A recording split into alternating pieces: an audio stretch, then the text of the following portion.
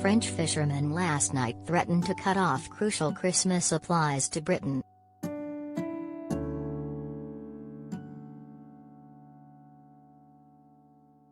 In a major escalation of the post-Brexit row over fishing licenses, they warned they could blockade both the port of Calais and the Channel Tunnel.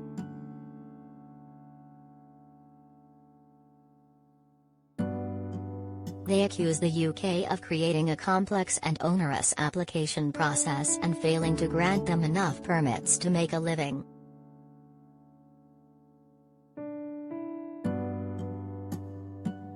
If negotiating fails, we will stop all French and European products reaching the UK, and we will stop all British products reaching Europe, said Olivier Lepreter, chief of the powerful Northern France Fisheries Committee.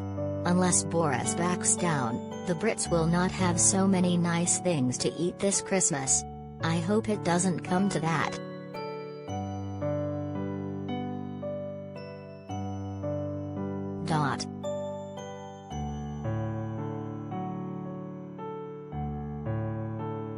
Several stores and food industry leaders have warned of gaps and reduced choice for shoppers caused by disruption to global shipping and a shortage of lorry drivers and agricultural workers.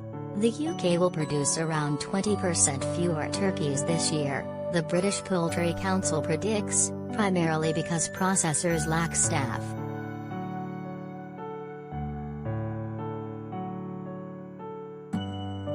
Parents will also be offered a smaller range of toys because of the crisis, high street chain The Entertainer warned yesterday.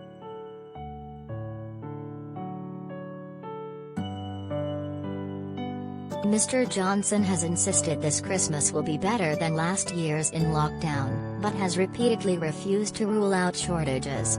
Chancellor Rishi Sunak told the Mail last weekend that rolling problems with key goods could continue for months.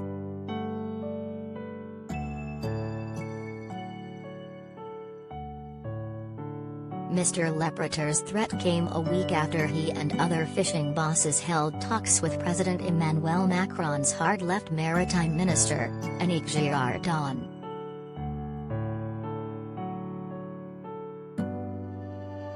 Britain has granted only 12 of 47 small French vessels fishing rights in UK waters.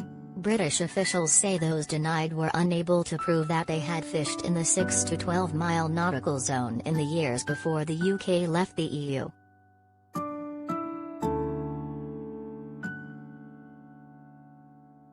But the French fishermen say the small boats are not fitted with the right technology to prove their historical fishing links and locations.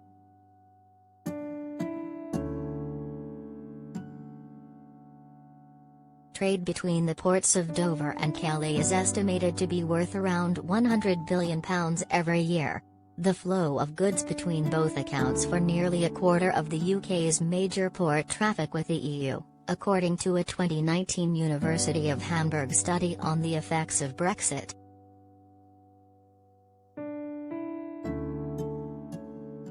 The row over Channel fishing rights erupted in May, when Britain sent 2 Royal Navy gunships to Jersey after dozens of French fishing boats vowed to blockade the island's harbour.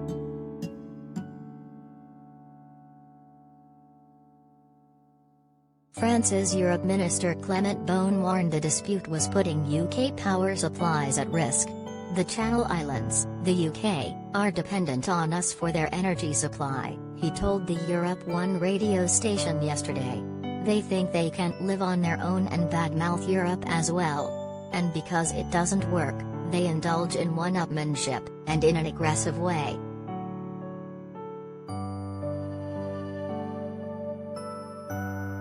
Jersey and neighbouring Guernsey rely on French power, and 2 undersea cables also provide electricity to more than 3 million homes on the British mainland.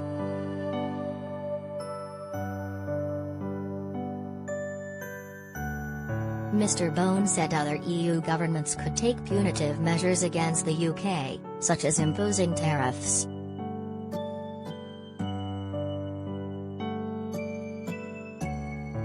French Prime Minister Jean Castex also warned that Paris could take legal action under arbitration provisions set out in the Brexit deal.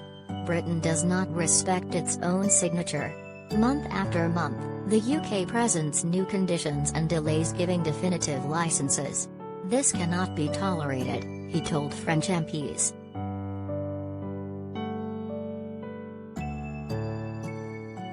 But Brexit Minister Lord Frost told Tory conference delegates, "We have been extremely generous and the French are focusing in on a small category of boats.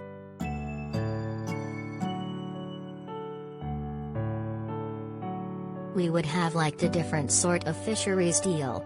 We get control of our waters eventually, but we agreed this deal and we are implementing it in good faith, so I think it is unreasonable to suggest we are not."